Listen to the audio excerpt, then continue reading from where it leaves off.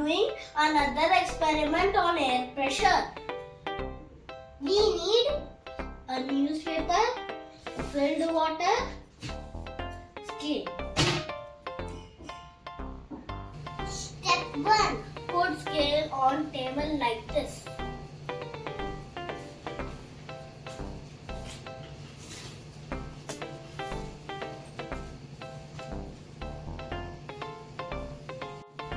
Step 2.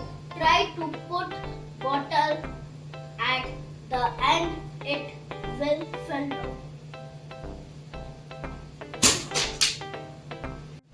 Step 3. Spread newspaper over scale and try to put bottle at end again.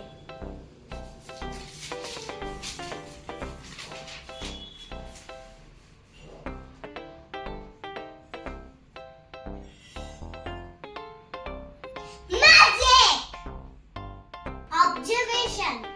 Due to air pressure spread over newspaper, water bottle gets balanced on table. Please like and subscribe to our channel, Little Scientist at Work. Thank you.